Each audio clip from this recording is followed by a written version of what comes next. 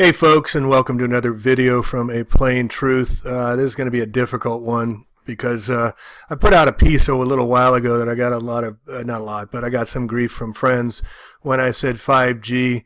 I think you can stop it, think again. And the reason is because it's so highly advanced. They've been planning it for so long. They just make the dots connect whenever it works for them. But the technology they've had for 100 years, we've had free energy for over 100 years. We don't have it because they won't give it to us. But what else have they had? Well, it looks like they're going to be using 5G for whatever they want to change our bodies, to change our minds, to change the way we interact with each other, because they're going to be controlling everything we do, and from inside our homes to outside our homes, using this new 5G. And it's also the same waves they use for massive crowd control, and they've used in the past, which we're going to get into here. But this is the global rollout is well underway. And for those of you that don't know exactly what 5G is, it's utilizing frequencies up to 6 gigahertz. The 5G application will require unlocking a new spectrum bands in higher frequency ranges from 6 gigahertz up to 100 gigahertz and beyond, utilizing sub-millimeter and millimeter waves to allow ultra-high rates of data to be transmitted in the same amount of time as compared with the previous deployments of microwave radiation.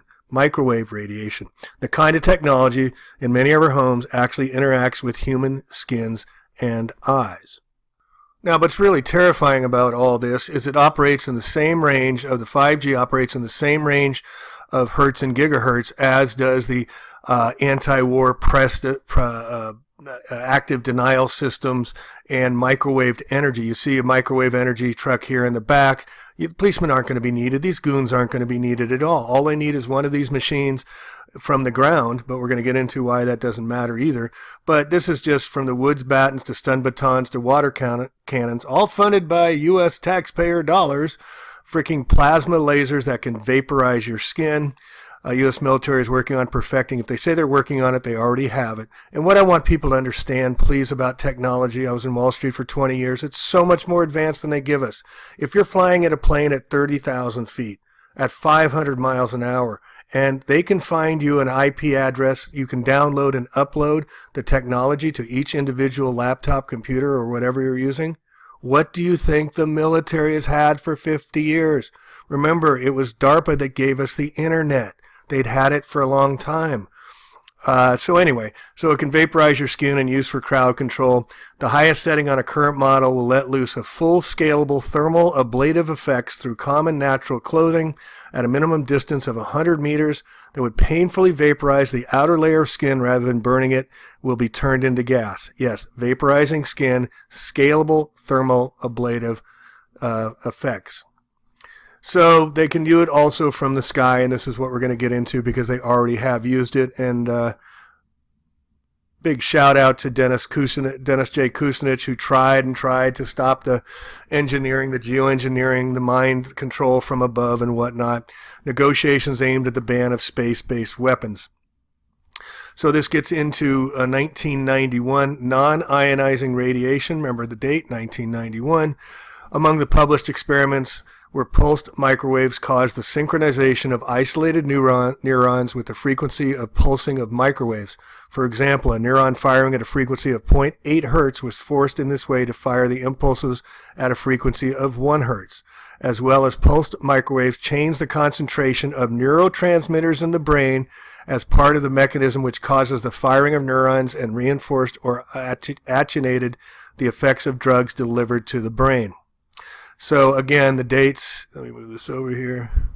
We see here, 1975, military expert published pulsed microwaves produced in the brain on a human subject. I did a 3-hour documentary, Touchless Torture, Target Humanity, which gets into this. Again, 1982, biotechnology research on aeronautical systems. While attention should be toward degradation of human performance, through thermal loading and electromagnetic field effects, subsequent work should address the possibilities of directing and interrogating mental functioning using externally applied fields. 1995, Navy project, non-lethal electronic weapons. 1988, National Bioethics Committee warned that neuroscience is being increasingly recognized as posing potential threat to human rights. 1999, Neuroscientist Conference sponsored by the United Nations. Declaration reads, today we have intellectual, physical, and financial resources to master the power of the brain itself. Again, 1999, folks, and develop devices to touch the mind and even control or erase consciousness. Control or erase consciousness. Remember Men in Black where they used that little flasher thing to erase ladies' memory? It's real. We wish to profess our hope that such pursuit of knowledge serves peace and welfare. Yeah, right.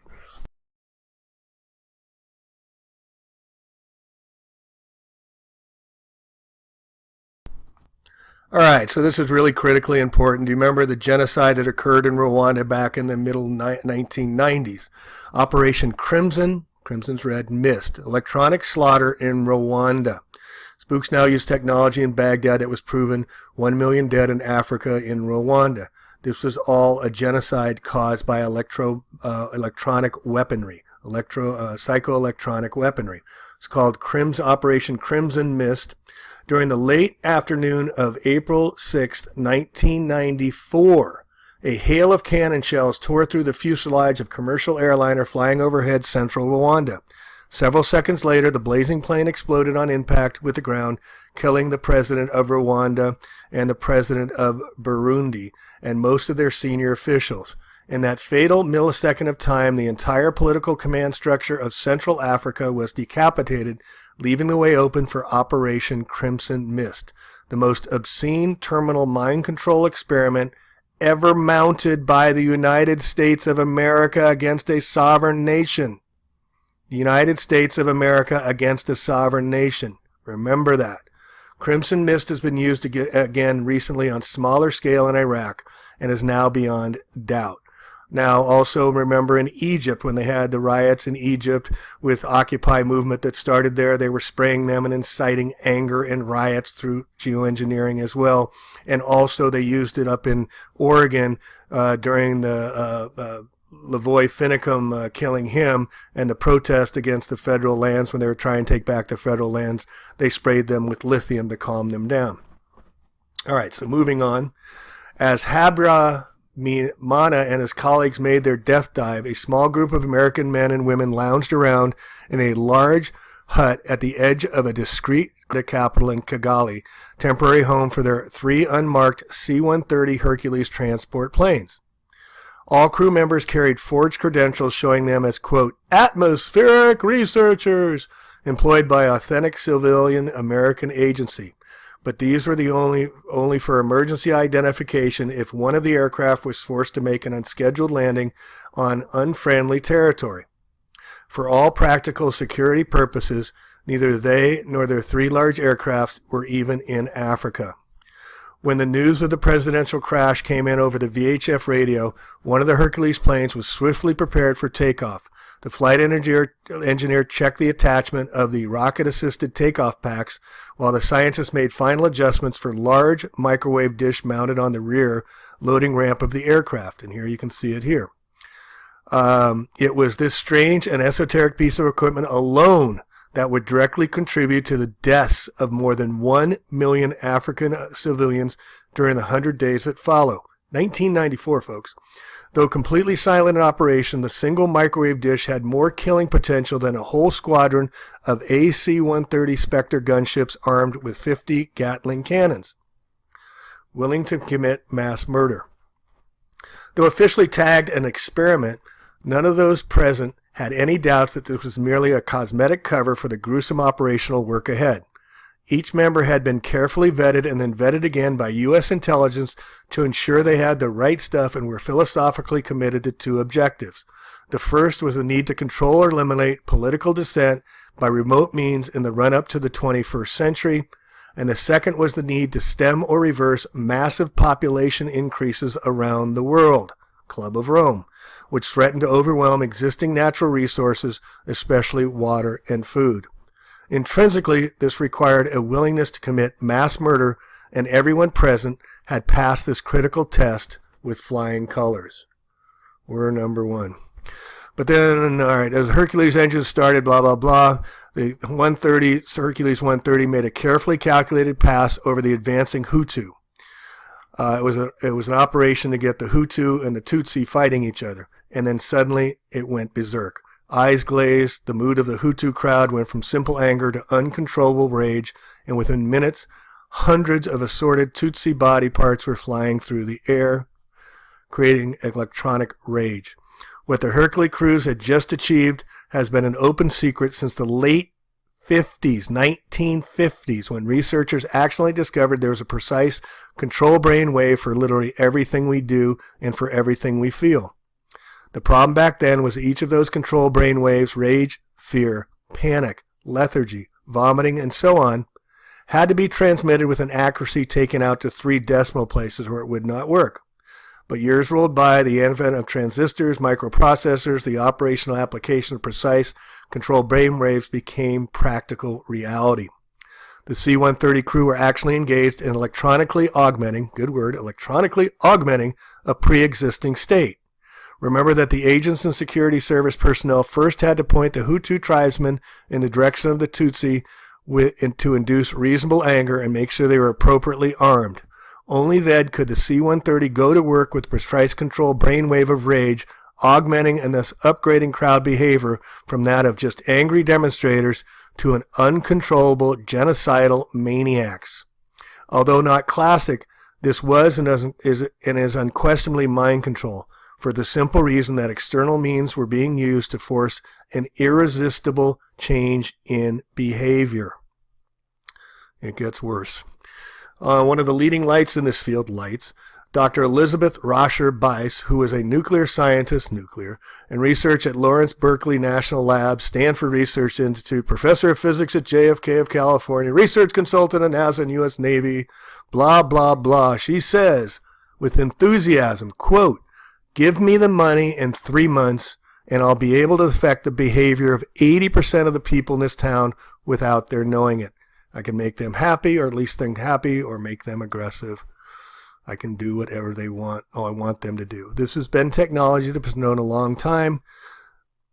So in the Rwandan Hutu tribesman example shown near the start of this report, the crew of the C-130 Hercules only didn't know the width of the target crowd on the ground and the width of their own microwave beam at any true altitude.